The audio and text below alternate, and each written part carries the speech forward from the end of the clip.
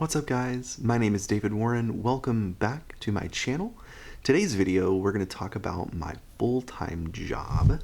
I am getting ready to work tonight. It's 5 o'clock. I just woke up. It is night 1 of 3. I'm a little more awake now, so let's talk. Alright, so night 1 of 3. I'm going to link this video right up here. This is talking about the pay at my full-time job currently. If you don't know, a few years ago I worked as a travel nurse practitioner. Starting in July of this year, so just like 6 months ago, I signed on full-time at a hospital here in DFW, and I've been working full-time in the ER since then. And I really want to talk to you about that full-time job and kind of the duties and the tasks that we do, the procedures that we do, the patients that we see, that sort of thing. I feel like I have talked about my travel life and like what that's like, but I really want to do a video focusing on like what it's like working as an ER nurse practitioner in the hospital. There are just a few reasons I signed on full-time instead of continuing to travel. So if you maybe aren't aware, you're living under a rock, COVID happened, and around like June, July, the jobs for travel started like dying off, and it was really hard to come across travel jobs. And so I was really thinking, I really need to like maybe put down some roots and try the full-time life and see what that's really about. And so I actually signed on at a hospital where I worked PRN, and so I knew the staff, I knew the medical director, I knew all the physicians, I knew the other APPs. And so the PRN to full-time transition was pretty easy. To work at this particular institution, I work at a hospital that's downtown, and that's an academic teaching hospital.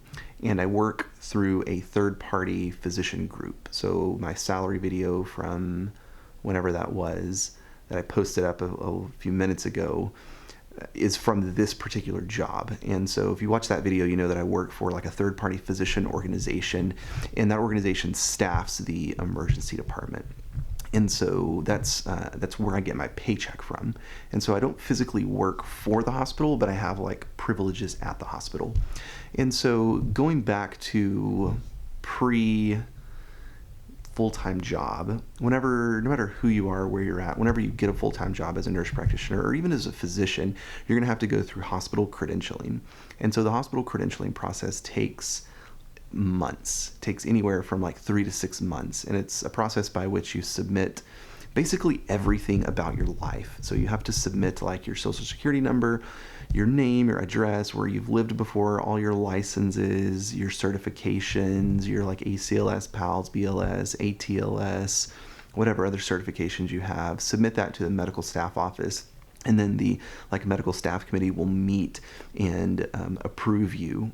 Unfortunately, this process takes months, no matter where you're at. It's not just a hospital I'm at. No matter where you're at, hospital credentialing takes like forever to do. And so that's kind of a big downfall of working for a hospital, is you have to go through credentialing. And so for those of you nurse practitioners who work at a hospital, you know what hospital credentialing is like. It's a bit of a nightmare. Thankfully for me, when I started in July full-time, I was already credentialed at this place, and so at this hospital. And so it made the transition that much easier. I had to sign my full-time contract, and then I started my job. And so for this full-time job, I have to work a minimum of 12 shifts per month. And we do 10-hour shifts here. And so this is the only place I've worked that I do 10-hour shifts. So that's an interesting change. Most of the time I'm used to 12-hour shifts. I don't know if you're a nurse practitioner where you practice, maybe you're in a clinic. I'm used to 12-hour shifts. And so the whole 10-hour shift thing is a little bit of an adjustment, something to get used to. But it's something that I actually enjoy, especially now living in this area. It takes me 10 minutes to get to work. It's nice. Those extra 2 hours just make such a huge difference, and I'm actually a fan. I didn't think I would be. I thought, if I'm going to be there, I'd rather be there 12 hours. But now that I've done that, and I've done the 10-hour thing, I'm a pretty big fan. I actually like it. It has some benefits. It has some drawbacks. Obviously, you're you're only there 10 hours. But the benefit is you're not there as long, and you have a little bit of extra time at the end of your shift to chart if you need to. So there are some pros and some cons to that. As far as where we work, so the department where I work is about 40 to 50 beds, depending on how many like nursing members, staff members are there to like open those beds up. Anywhere from 40 to 50 beds. And so the place where I work is also a trauma center, and it's a teaching hospital. And so there are residents there, and it's academic, meaning that it's affiliated with a local university, a local medical school, and so medical students are in and out. And then there are teaching activities that happen monthly, usually, that we as staff members or privileged credentialed providers can attend. And so that has its benefits as well. If you work in a community hospital, maybe you don't have access to that, whereas if you work in an academic institution, usually there are educational things that you can attend, whether it's through your department or just through the hospital as a whole. And so, like I said earlier, we have to work a minimum of about 12 shifts per month.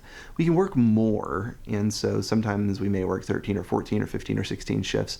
The scheduler is really good about letting us kind of pick our shifts and when we want to work and how many shifts we want per month, which is helpful. So if you need to like make a big purchase, you can work a few extra shifts and go that route and, you know, make your purchase, make some extra money. Most of the ER provider opportunities, you don't get overtime, and that's a bit different than bedside nursing. So it's bedside nursing, anything over 40 hours, you get overtime. Or if there's like, you know, a short shift and nobody's there, you get maybe an extra critical bonus or something. I don't know, whatever. I got that as a nurse. As a provider, you don't get that. You just, in your contract, you get your like base pay. And so whatever pay you get, that's what you get no matter how many hours you work. And so it is what it is. It's kind of the same across the board. No provider gets a bonus unless you're in a clinic, and then you might, but otherwise you don't really get bonus in the hospital. So that's a little bit different on the pay structure. As far as what we do, it really depends on the shift. So there are about 4 different shifts that we rotate through. I'll talk about the first shift. So the first shift would be what we call provider in triage. And so that's where you will go to work, and you will be working up in we call it the pit, provider and triage area. And that's where basically triage, where the patients check in, the nurse will bring the patients back. The provider will see the patient with a nurse, put in like an initial set of orders. So let's say I come in with like abdominal pain. I was going to say chest pain, but I'm 30 years old. Let's say I come in with abdominal pain. And so I'll see the patient and I'll order the initial workup. So maybe a CBC, a chemistry, depending on where the belly pain is, an ultrasound, a CT, plus or minus on the urinalysis. So you really just put in like the initial orders, and then the next patient that checks in, you go to that patient. And so you're not really signing up for the patient and doing a full H&P and doing a full exam and doing a full chart and getting paid for that, but you do see patient after patient after patient. So you actually end up seeing more patients on this shift, but you're not like following up on everything. And I hope that's making sense. There's some hospitals that don't do this, that the patients will wait in the waiting room until they're brought back to a room to see the provider.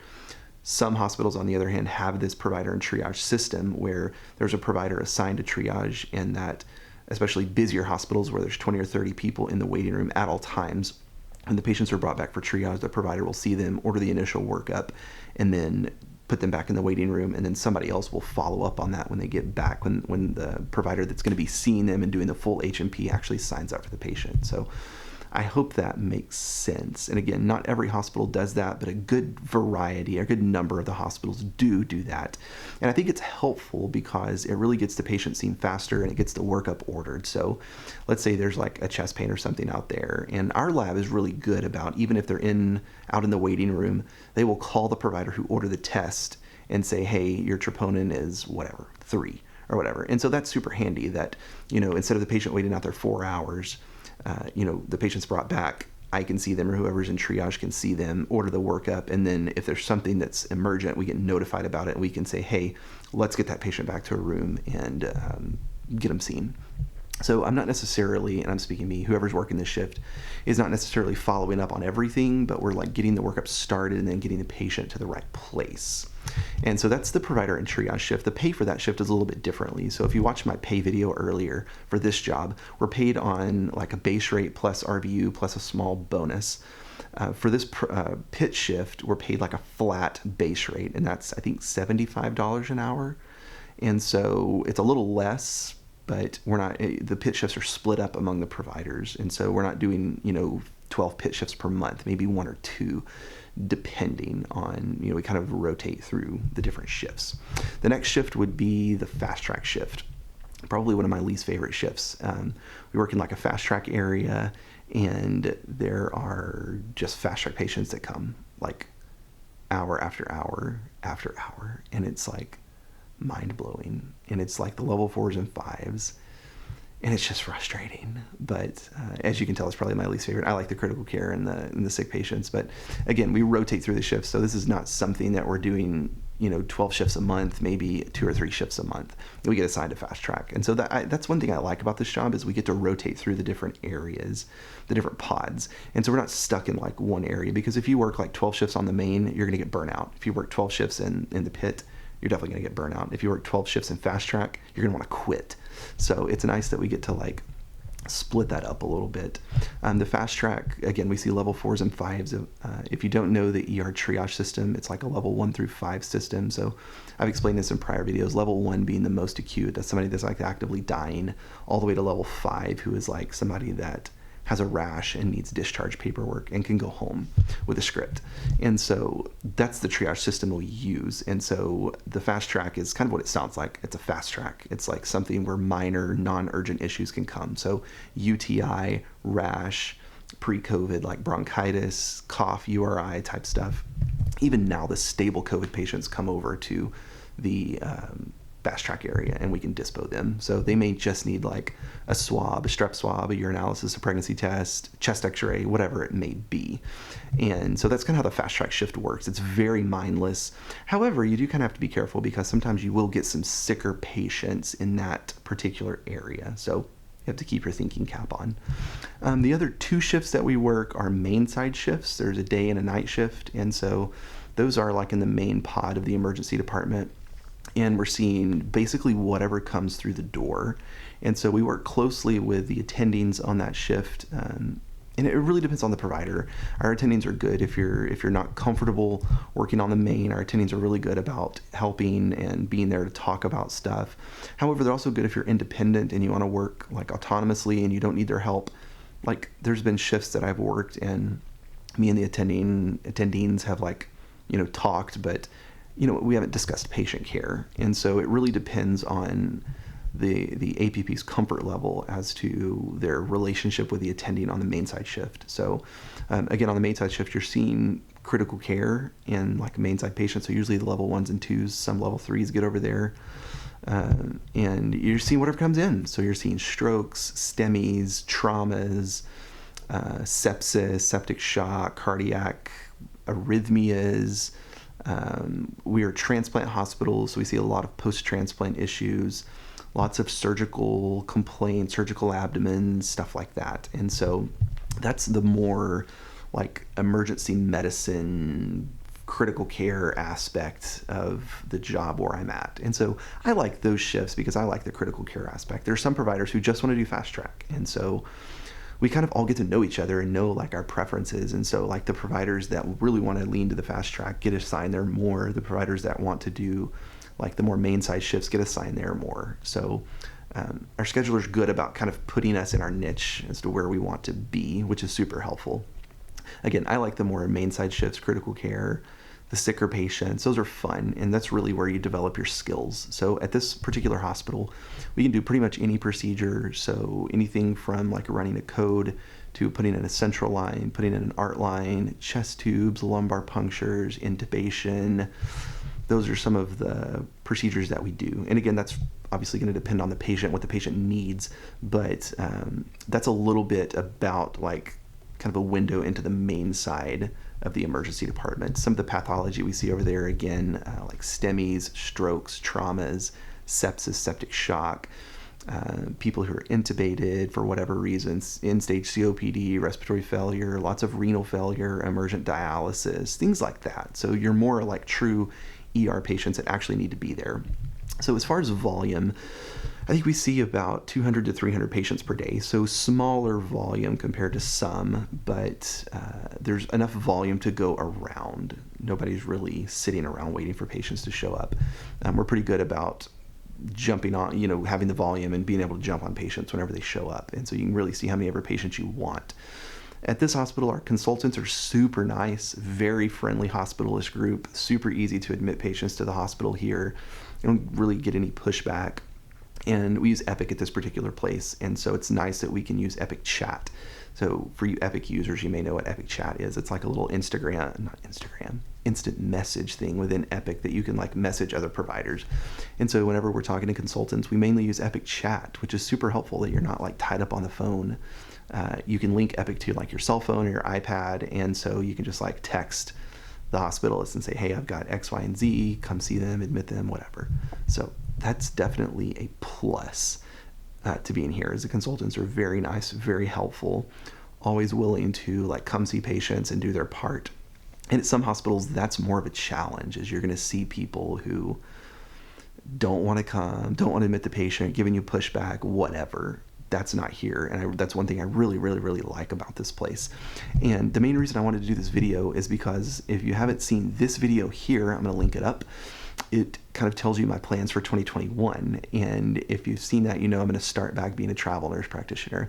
And so I really wanted to do this video to kind of walk you through what it's like at my current job, my full-time job, what it's been like for the past few months, and kind of give you a window into that, into this particular job. All ER providers have different jobs, and it looks a little bit different. So some ER providers only work in the main emergency department, seeing whatever comes in. Those are more the community hospitals where there's like a doc and an APP. And so you're just rotating, seeing whatever. And versus like a bigger hospital where there's divided pods and providers in each pod. And so you may go to the fast track, you may go to another pod, you may go to like a critical care pod. It just depends. You may end up going to different areas depending on where you work and kind of what type of institution you're in. So that's a little bit about my full-time job, not for much longer. So thank you for watching. Comment below. Let me know what questions you have about this. If you are an ED provider, comment below. Let me know what your role is in the emergency department. I would love to hear. Thanks for watching, and I'll see you next time.